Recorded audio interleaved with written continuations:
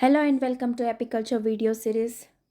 In this video, I am going to complete the syllabus with bee poisoning, extraction, processing, and testing of honey and other bee products topics. Coming to one by one, bee poisoning, the use of pesticide has become inevitable in modern agriculture. During the last 4 decades, the consumption of pesticides in India has increased several folds. So, due to heavy use of pesticides as well as other chemical sprays in field, bees are getting poisoned and they are dying drastically. Even that is coming into the honey and poisoning, and it is entering in our food chain also. Coming to the symptoms of bee poisoning, dead bees near the entrance of hives or colony, dead bees on the top of the frame, lack of recognition of guard bees, aggressiveness, fighting among bees, paralyzed bees crawling on nearby objects, sudden decline in food storage and brood rearing, dead and deserted brood in the hive, poor recognition of pollen and nectar by bees, depleted population of the colony finally result in contamination of the bee product. Coming to the causes of poisoning, first one is pesticides, as I told you. Drift of toxic chemicals onto flower, pollen, and nectar. Bee feeding on contaminated food and water sources means if any nearby water source is there and bee consumes that water also, the poisoning will happen easily. Use of broad spectrum insecticides like chlorinated hydrocarbons, synthetic pyrethroids, then type of formulation used like dust acid formulations which are more harmful than wettable powder and granules. Type of sprays, fineness of spray, stage of crop, weather conditions, and age of the colony. Then use of insect growth regulators may inhibit brood production. Herbicide indirectly affect through damage of the foliage. Use of diesel oil as a carrier in insecticide formulations. Coming to the management of bee poisoning, basic principle here is to avoid the exposure of honeybees to toxic effects. This could be achieved by the beekeepers and the farmers. The practices include bee colony should be maintained where use and drift of pesticides is minimum, close cooperation with farmers to avoid irrational use of pesticides, then feeding of colonies with a sugar syrup at the time of pesticide application to reduce bee foraging. Management practices to be followed by farmers, which include need based use of pesticides, means as I have already seen many of the farmers what they do, they used to refer other farmers and use the pesticides in 15 days interval continuously to avoid upcoming pests in their field, but that is not a good kind of practice. So they should give the pesticide or fungicide spray when as and when required. Informing the beekeepers in advance about spray, use of less hazardous, selective, and repellent like methyl salicylate R874 insecticides, spraying in the evening when the bee activity is less. Granules EC are preferred compared to dust. Avoid formulations with attractants like savimol during crop bloom period. Development of bee strains resistant to toxic effects of pesticides, then addition of adjuvant Silgard 309 silicone surfactant to reduce the bee mortality. Now we'll hear some of the less hazardous insecticides I have enlisted. In granules, Fenthion, Forate, Alticarb, and Linden.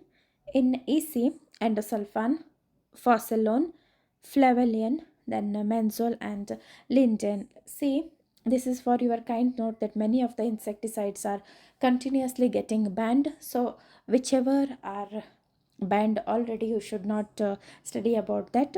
Highly hazardous insecticide like dust, that is carbaryl, diazinon, phenvalerate, then vegetable powder like carbaryl, then EC like chlorpyrifos, cypermethrin, deltamethrin, diazine, etc.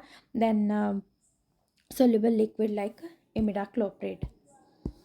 Coming to extraction, processing, and testing of honey. Honey, bee wax, royal jelly, bee venom, propolis, and pollen are the important bee products. Honey is harvested at the end of the flowering season. In traditional or top bar hives, the beekeepers select combs which contain ripe honey covered with a fine layer of white bee wax, usually those nearest to outside of the nest.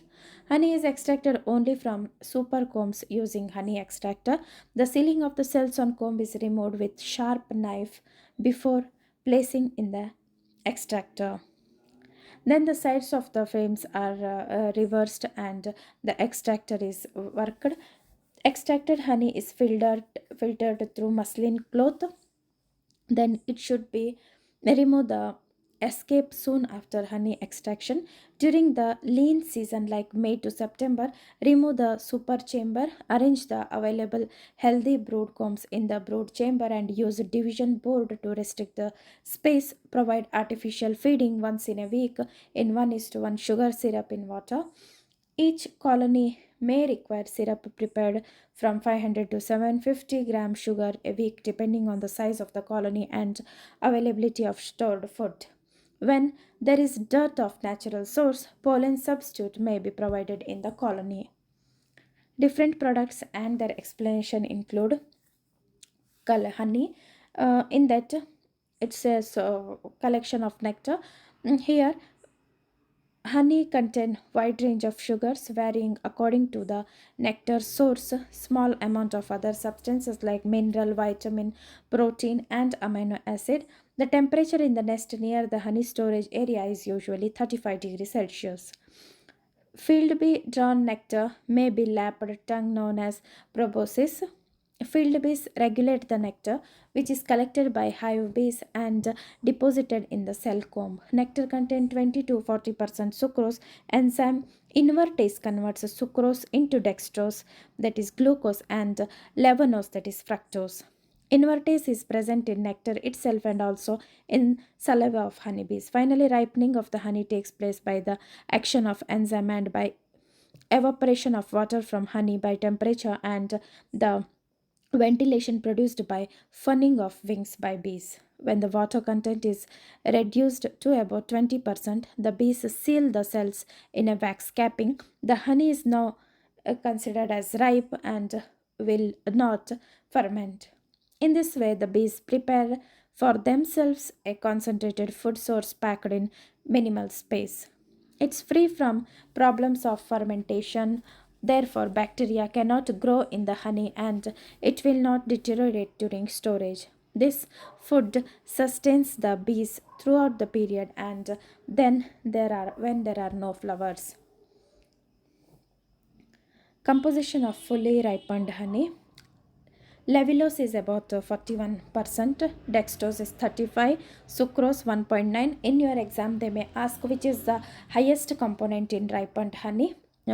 Here, remembering the percentage is very important. Then dextrins 1.5, minerals 2, water 17%, and others like enzyme, vitamin, pigment, etc. are 16%. Pigments include keratin, chlorophyll, xanthophyll, etc. Minerals like potassium, calcium, phosphorus, sodium, magnesium, manganese, copper, sulfur, silica, iron, etc. Vitamins like B1, B2, niacin, K, folic acid, ascorbic acid, pantothenic acid. Then coming to the physical properties of honey. Honey is hygroscopic. It exposed to air, it absorbs moisture. Honey is a viscous flood. Heating of honey reduces viscosity. Specific gravity of pure honey is 1.35 to 1.44 grams per cc. Then refractive index of honey helps in find moisture content measured using refractometer. Purity test means specific gravity measurement of honey using hydrometer. Then specific gravity should be between 1.25 to 1.44 for pure honey. Aroma and flavor of honey. It is acquired from the nectar of the flower. It is lost if heated or exposed to air for long time. Color of the honey depend on nectar of the flower and plant species. Darker honey has stronger flavor. Lighter honey has more pleasant smell. Coming to the crystallization or granulation of honey, this is a natural property of honey, particularly at low temperature. Dextrose present in honey granulate and settle down. Leonose and water remain on the top, which is more prone to fermentation. High ratio of leonose dextrose result in less granulation. High ratio of dextrose to water result in more granulation. Coming to the uses of honey as a food, as a medicine or tonic, as a cash crop, then as an export crop. Then next is bee wax. This is one of the byproduct of honeybees work. This is a material that bees are built their nests. This is produced by young honeybees that secrete it in a liquid from special wax glands. Worker bees secrete wax when they are 14 to 18 days old. Here you may get a question, who used to prepare or exude wax? That is by worker bees. On contact with air, the wax hardens and forms scales which appear as a small flakes of wax on the underside of the bee. About 1 million wax scales make 1 kg of wax. Bees use the wax to build the well known hexagonal cells that make up their comb. A very strong and efficient structure. Bees use the comb cells to store honey and pollen. Composition and property: alcohol and fatty acids 70 to 74%, free acids 13 to 50%, then saturated hydrocarbons 12 to 15%, vitamin specific gravity 0.95, then melting point 65 degrees Celsius. Processing: bee wasp is obtained from cappings collected during honey collection. Wax is obtained from old combs that are unfit for use. The uses of wax is for candle industry, preparing comb foundation sheets, in cosmetics like cold cream, lipstick, rocks, use of in pharmaceutical and perfume industry, in shoe polish, furniture, then in adhesives, chewing gums and inks, etc. This is used in the manufacture of very many items and cosmetics like beauty lotions, creams, lipstick, ointments and pomades. Next is bee venom. Sting of worker bee is attached to a poison sac where venom is stored. Newly emerged bee is unable to sting because she cannot insert the sting which is not fully chitinized. Also, little amount of venom is stored in the venom sac. A bee, when 2 weeks old, has maximum venom in her poison sac. This is also important point. You note down this point, okay? Then properties: bee venom contains histamine, apamine, acetynase, hydrochloric acid, formic acid, etc., sulfur, calcium, copper, magnesium sulfate, etc. How it is produced? Commercially obtained by the use of electric shock. Electric current is passed through copper wires at 12 volt. The bees get shock, irritated, and release venom by inserting the sting into a thin nylon cloth below the copper wires. Venom is deposited on a glass plate placed below the nylon sheet. Venom on drying is scraped from the glass plate. One mellifera colony yields about 50 mg of venom. Let us come to the uses of venom. Rheumatism can be cured by apitherapy, where bees are made to sting the patient. Venom can be used as subcutaneous injection for treating rheumatism. Then ointment made by mixing epitoxin, vaseline, and salicylic acid, that is in 1 is to 10 is to 1, can be applied on infected areas. It has stimulating effect on heart muscles and decreases cholesterol level and lowers blood pressure. It can cure neurosis, endoarteriosis, endoarthritis, and neuralgia. Antihistamine creams or injections are used as anti-allergens. That is the whole use of bee venom. Coming to Propolis. Propolis is one of the other product by honeybees. Propolis gathered by bees from resinous exodus of trees. In the bee colony, propolis is used for sticking frames, sealing cracks and crevices, but it is a comb wax. Propolis is obtained by scraping it from the frames. Properties: it contains resins and balsams 55%, ethanol and scented oils 10%, and pollen 5%. Uses: used to preparing ointments for treating cuts, wounds, abscesses in cattle, mixed with Vaseline to soothe the burns. Next is royal jelly. This is secreted by glands of nurse bees of the age 6 to 12 days when the glands are fully active. It is very nutritious food and is fed to the young worker larvae and the queen larva and adult. Royal jelly is milky or light pale in color. Properties: it contains protein 15 to 18%. Proteins are mainly amino acids like alanine, arginine, aspartic acid, glutamic acid, glycine, etc. It also contains lipids 2 to 6%, carbohydrate 9 to 18%, then ash 0.7 to 1.2, vitamin A, B, C, iron, copper, phosphorus, silicon, sulfur, etc. Production: the queen cell is trimmed to the level of the royal jelly. After 2 to 3 days of grafting, larvae are gently removed with forceps and the royal jelly is removed with royal jelly spoon. This is stored in refrigerator.